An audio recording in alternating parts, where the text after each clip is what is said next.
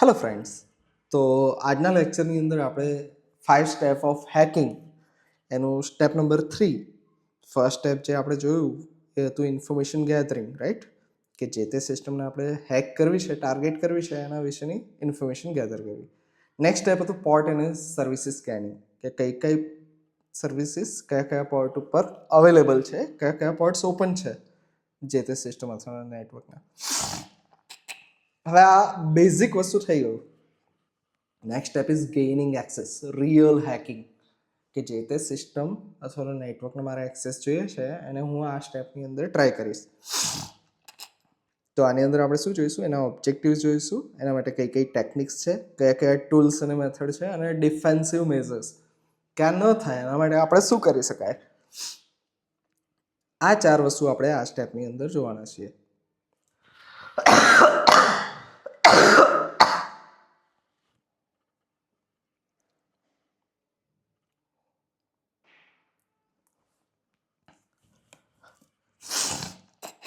Okay, let's start. So, gaining access is a critical phase of hacking process where attackers successfully exploit vulnerabilities or weakness identified during earlier stages to gain unauthorized access to a target system or network. આ શું છે? Critical phase છે કે આગળના સ્ટેપમાં તમે જે identify કર્યું કે આટલી રીતે હું રિયલમાં ટાર્ગેટ કરી શકું છું, એ ટાર્ગેટ કરવાની પ્રોસેસ આ છે.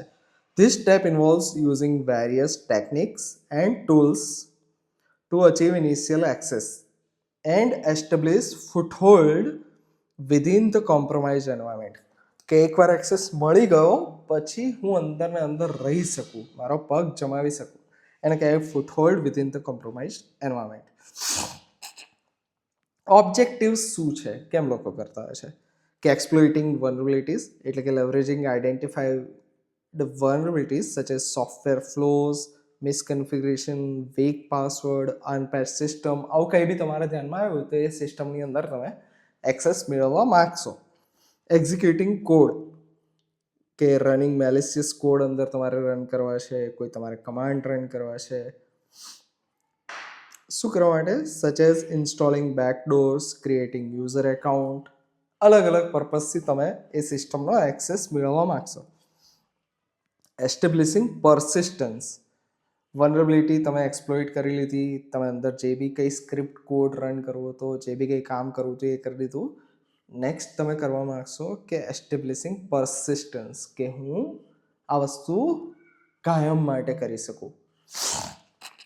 Setting up a mechanism to maintain access to the compromised system over extended period, even after initial exploit or the access method has been detected or mitigated.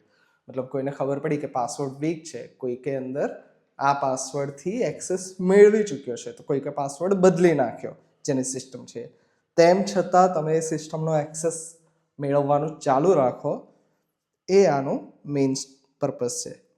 કે એસ્ટેબ્લિશિંગ પરસિસ્ટન્સ, કે ભલે ડિટેક્ટ થઈ ગયું કે હેક થયું છે, એણે એક્શન્સ બી લીધા, તેમ છતાં તમારી પાસે એક્સેસ રહે. ટેકનિક્સ યુઝ ફોર ગેઇનિંગ એક્સેસ, કે એક્સેસ ગેઇન કરવા માટે કઈ ટેકનિક્સ હોઈ શકે. આગળના ચેપ્ટર્સમાં આપણે જે કંઈ પણ અલગ અલગ ટાઈપના વાયરસીસ, માલવેર્સ, અટેક્સ જોયા છે એ બધા જ અહીંયા આવી જાય, જેમાંના અમુક આપણે અહીંયા મેન્શન કરેલા છે. કે એક્સપ્લોઇટેશન ઓફ સોફ્ટવેર વલ્નરેબિલિટીઝ, કે જે તે સોફ્ટવેર અંદર ચાલી રહ્યું છે એની અંદર અત્યારે શું ખામી છે, શું ફ્લોઝ છે, શું બગ્સ છે. કે using exploits targeting known vulnerabilities in software applications, operating system, network services, કોઈ પણ લેવલ ઉપર, સોફ્ટવેરનું હોય, ઓપરેટિંગ સિસ્ટમનું હોય કે નેટવર્કનું હોય, ક્યાંય બી તમને બગ ખબર છે તો એને તમે યુઝ કરો. પાસવર્ડ ક્રેકિંગ, કે employing brute force attacks, dictionary attacks, password guessing, અલગ અલગ કોઈ પણ રીતે તમે પાસવર્ડ ક્રેક કરવાનો ટ્રાય કરશો. સોશિયલ એન્જિનિયરિંગ, કે તમારે આ બધું નથી કરવું, તમારે સિમ્પલી માણસને મેનિપ્યુલેટ કરવા છે, હ્યુમન સાયકોલોજી જોડે પ્લે કરવું છે.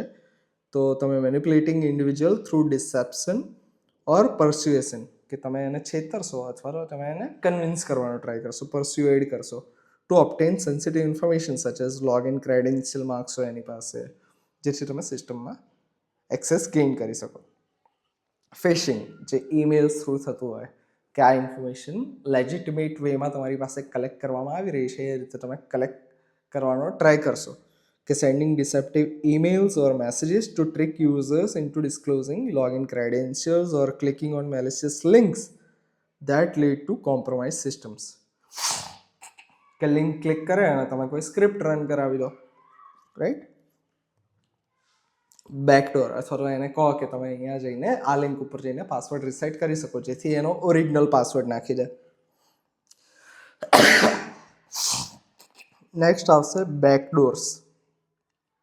Installing hidden entry point into system, allowing attackers to access the system later without going through the usual authentication process. Normally password, OTP આ તે બધું નાખીને એકદમ સિક્યોર વેથી જે સિક્યોર કરેલું હોય એને બાયપાસ કરીને કોઈક એવો રસ્તો કે હું ડાયરેક્ટલી સિસ્ટમનો એક્સેસ મેળવી શકું.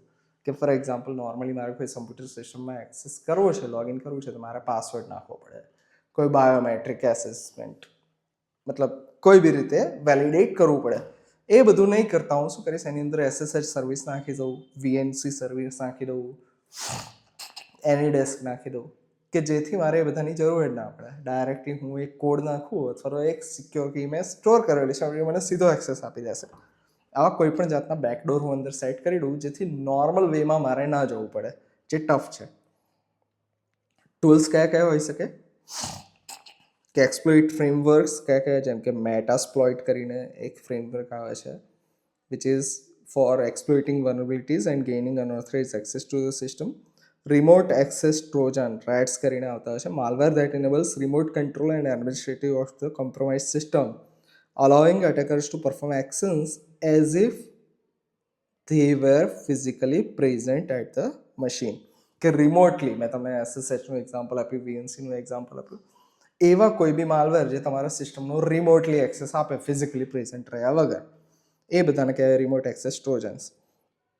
Command and control, establishing communication channels between the attackers system, એટલે કે મારું લેપટોપ જેનાથી હું અટેક કરવાનો ટ્રાય કરી રહ્યો છે, હેક કરવાનો ટ્રાય કરી રહ્યો છે, and the compromise system to issue commands and receive data. Directly બંનેની વચ્ચે હું કમાન્ડ અને કમ્યુનિકેશન સેન્ટરનો એસ્ટેબ્લિશમેન્ટ કરું. આ બધું ન થાય એના માટે ડિફેન્સિવ મિકેનિઝમ કઈ કઈ લઈ શકાય કે પેચ મેનેજમેન્ટ. જેવું કોઈ બી અપડેટ આવી તો એના માટેના પેચીસ જે છે એને ટાઈમ ટુ ટાઈમ જેવા રિલીઝ થાય એટલે ઇન્સ્ટોલ કરી દેવાના. સ્ટ્રોંગ ઓથેન્ટિકેશન, કે મલ્ટીફેક્ટર ઓથેન્ટિકેશન તમે રાખો, સ્ટ્રોંગ પાસવર્ડ રાખો, જેથી તમે પાસવર્ડ બેઝ અટેકને રિસ્ક ઓછું કરી શકો, કે સિસ્ટમમાં ઘૂસતા રોકવાનો છે, બરાબર. નેટવર્ક સેગમેન્ટેશન, જે આગળના સ્ટેપમાં બી આપણે જોયું કે પોર્ટ સ્કેનિંગ માટે બી આપણે સ્ટોપ કરી શકીએ, કે હ્યુજ નેટવર્ક બધું એક જ ભેગું હોય, કે એક વાર મેં એને એક્સપ્લોઇટ કરી લીધું તો આખા નેટવર્કના બધા પીસી મારી પાસે આવી ગયા, એવું નહીં. તમે નાની નાની VLANની અંદર એને સેગમેન્ટ કરી શકો, જેથી લિમિટેડ પીસી સુધી, લિમિટેડ નેટવર્ક સુધી એનો એક્સેસ છે. કે dividing network into segment with restricted access control to limit the impact of the successful access attack. તો એ એક્સેસ લઈ બી લીધો તો એની ઇમ્પેક્ટને આપણે લિમિટ કરીશું. મોનિટરિંગ એન્ડ લોગિંગ, કે ટાઈમ ટુ ટાઈમ આપણે કન્ટિન્યુઅસલી એને મોનિટરિંગ કરશું, નેટવર્ક ટ્રાફિકને, સિસ્ટમ લોગ્સ ચેક કરશું, યુઝર એક્ટિવિટી ચેક કરશું. શેના માટે? Signs of unauthorize access or suspicious behaviour, કે કંઈ બી મને એવું દેખાય છે લોગ્સની અંદર, સિસ્ટમની અંદર, એને ટાઈમ ટુ ટાઈમ જો આપણે ચેક કરશું તો ખબર પડશે. Gain in access is pivotal stage where attackers establish a foothold within the target system, enabling them to escalate privileges, steal sensitive data, launch further attacks. Organizations must adopt proactive security measures and defenses to detect, mitigate, and respond to unauthorized access attempts effectively. આ main step છે. આને રોકવા માટે આપણે અહીંયા જે કંઈ પણ ડિફેન્સિવ મેઝર્સ આપ્યા એને કેરફુલી ઇમ્પ્લિમેન્ટ કરવા જોઈએ. So that was it about the gaining access step of 5 step of hacking. Thank you.